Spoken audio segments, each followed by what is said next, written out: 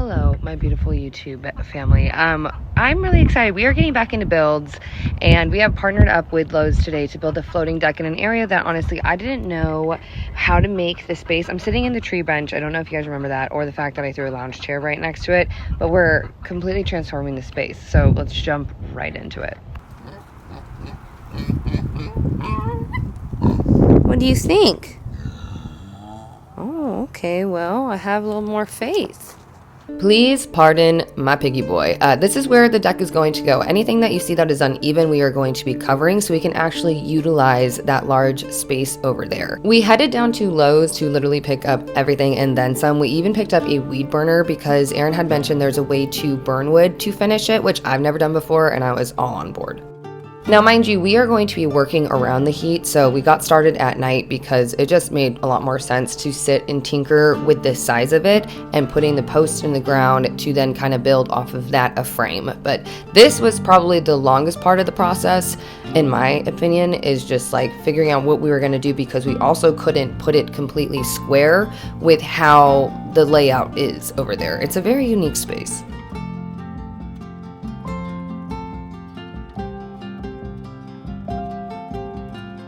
We did have to break away some of the original concrete to make way to be able to auger to cement the posts in of the floating deck before we could even really get started. We also decided to paint the bottom of the 4x4s that were going into the ground just to make sure that they were treated.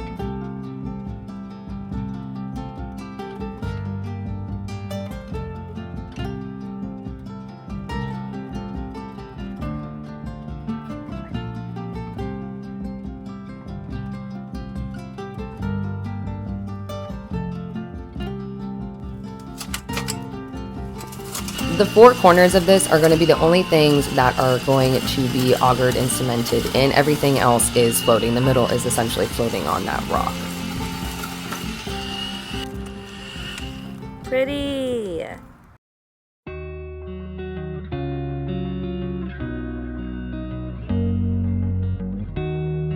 When we went to dig out all four holes, we kind of stepped back because, again, this is such a shifty space that the deck, our brain was like, what the heck are we going to do? It's not going to be actually square. So we actually just put in the front two posts because we knew for sure that's where that was going to go, and that was the width. But we had to really step back the next day and see if we were going to be making like a uniquely shaped deck.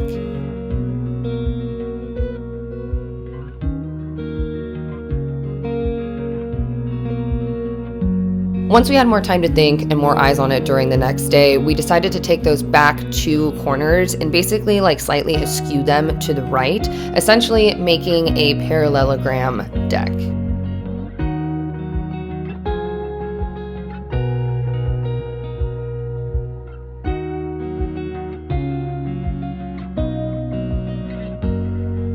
The foundation of the deck actually took, I think, the longest because you just want to make sure as you're moving and grooving through it that the posts aren't shifting, which ours ended up kind of slightly shifting because obviously when the concrete dries and whatnot. But you just got to do your best. This is super random, but the tree that is going to be over the deck is a salt tree, and they are very invasive, and these pines are everywhere. But then I started to get excited as I was cleaning it up because we're bringing life over here and planting more plants, so it will get water, and it's just fun to like give back to this ecosystem that we've been working on.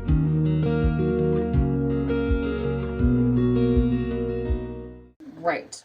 Before we dive into finishing the wood, I just kind of wanted to give you an up close of the tool, the weed burner that we're using. So what we purchased from Lowe's was literally, it's just this nozzle. You'll have to get your own propane tank, and it comes with this flint.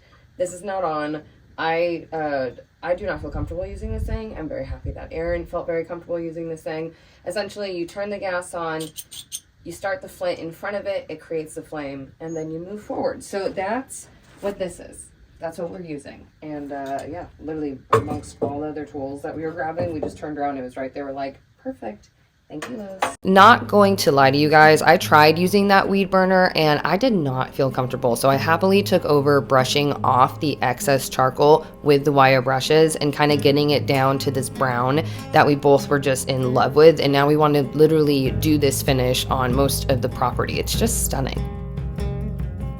One thing that I loved the most about this is like instead of sanding this down to 220 and getting it completely smooth, you're actually just torching the wood and kind of raising that texture, and it gives that wood its like life back and that extra detail to the deck.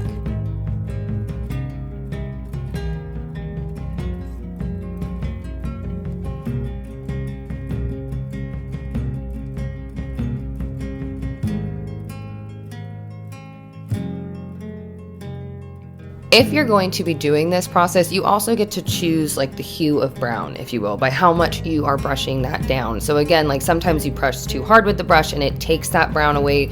You can just burn it again and kind of brush it back to what you like.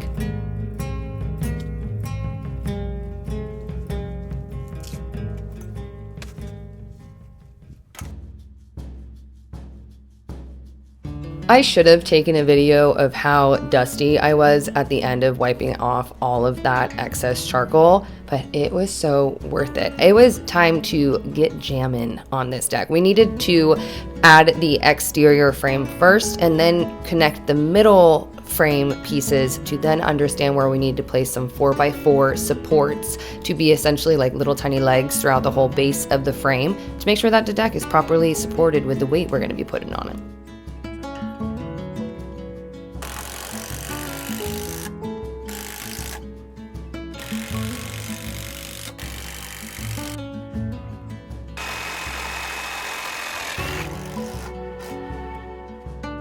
Throughout this whole process, you'll see us consistently torching the wood because you want to, if you're building deck, everything needs to be finished properly. We went from that little pad of concrete to now this, which just looks like it's quadrupling the space that you could use. Now we're going to move forward with installing the framing. This is a 12-foot by 16-foot deck. It's actually pretty massive, and so you can already see as we are adding those 5 middle supports that they're naturally dipping. So what you want to do is go in and then add legs to underneath it, which is what is making this the floating deck, because you know it is literally going to be just resting on top of this rock. Normally, where we are putting those little tiny supports throughout the framing, you would be augering and cementing it into the ground.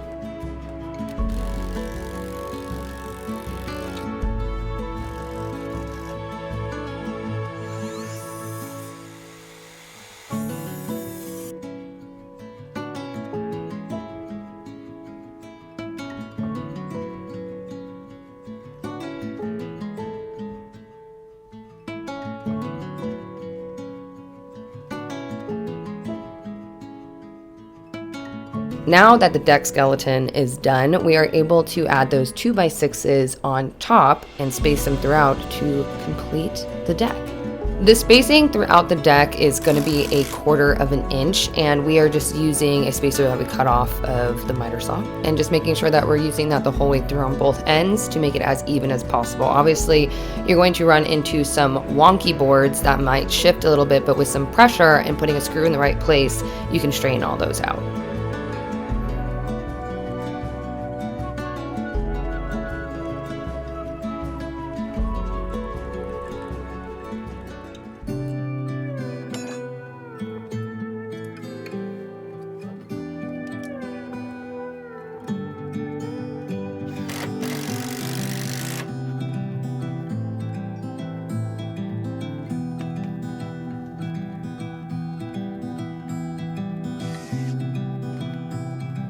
Not to get mushy, but to get mushy, you guys, I really would be building this deck on my own if Aaron wasn't in my life. And the amount of work it takes to do this is absolutely insane. Not saying I wouldn't have tried to defeat it by myself, but there is something extra special about a partner that builds with you. I never have experienced being able to put both of our brains together and do something and get it done. We finished this deck, I think, I don't even know, within a couple of days. It was absolutely insane.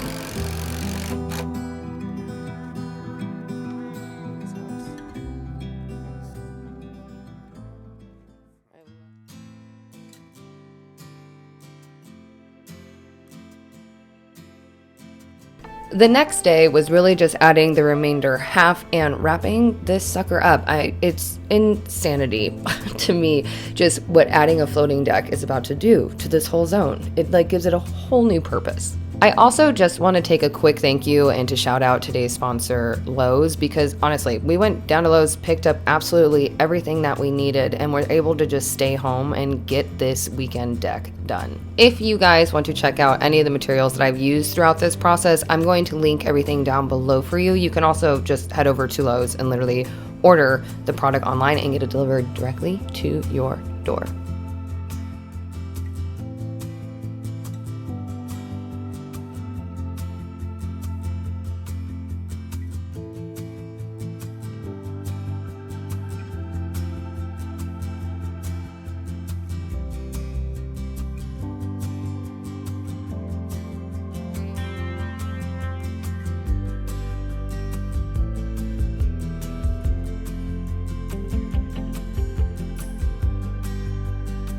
Although on the repetitive side of things, just laying down 2x6s and making sure that they are spaced properly, when we wrapped it up, the interesting part of this build was cutting the ends at an angle to make that parallelogram.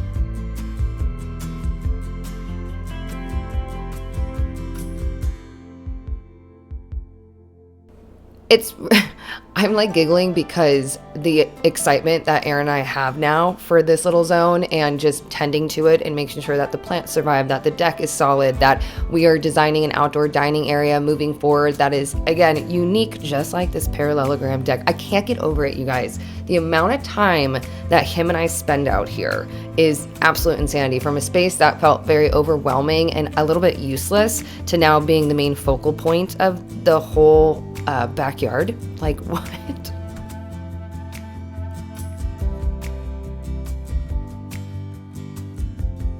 The thing about this deck is we're not trying to put things on this in permanence. We want it to be able to flow. So the outdoor dining table can be shifted around. These chairs are constantly moving because it is such a solid sunrise and sunset spot.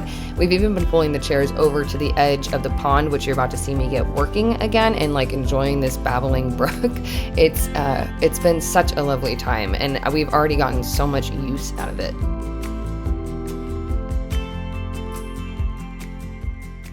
It's literally so hot that we've moved the mattress in front of the AC again. We do this every year. Anyways, I can't with the deck. I can't with how awesome it is out there. And I am just so stoked to just fix the pond, get some plants into the ground, and really give that space what it deserves. Like, bring it back to life. Aaron and I keep talking about how we wonder what it looked like when the original owners were here and it was at its peak, because there's like huge tree plant. Shizo. Bird just flew into the window and I got a pig trying to take off his hair. Anyways, let's go fix the pond.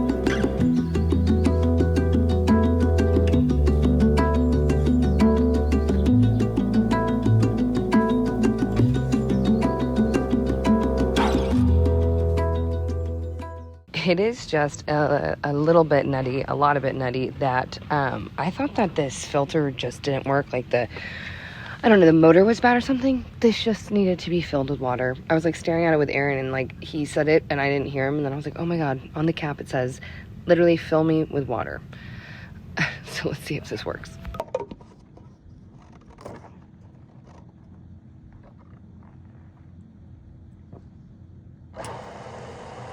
Typically, I would put a hose on that to make this water feature work, but now the actual brook is babbling. Are you literally kidding? Look how cute this moon is, this little moon detail.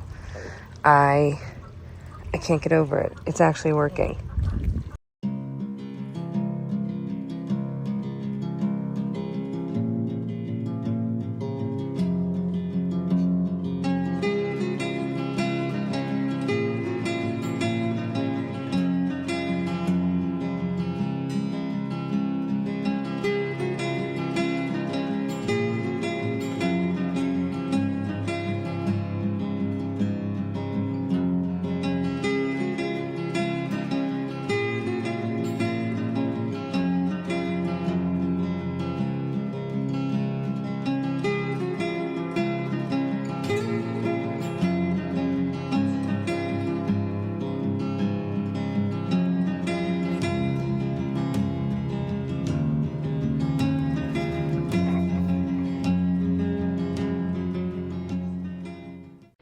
after doing the deck and planting the cactus, getting the pond working, when you're sitting from the deck, you can see the abandoned greenhouse build. I don't know if you guys remember it, but it's giving me some motivation to turn this into, you know how I like unconventional offices, and I think I want to turn this into my studio / flower shop. So it's going to be a big project, but it'll be totally worth it, and it'll be rad to have some fencing around it outside of this big window so the horses can come and roam. So let's just dive back into it while I'm like, okay, you can see it from the deck. We got to make it beautiful.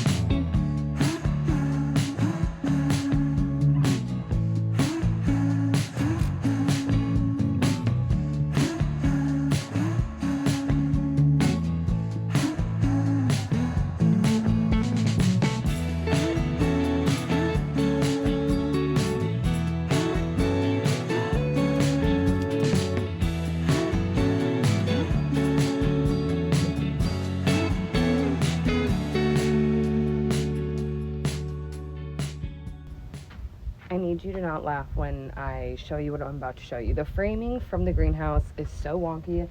It's been sitting here for so long that, well, let me just show you.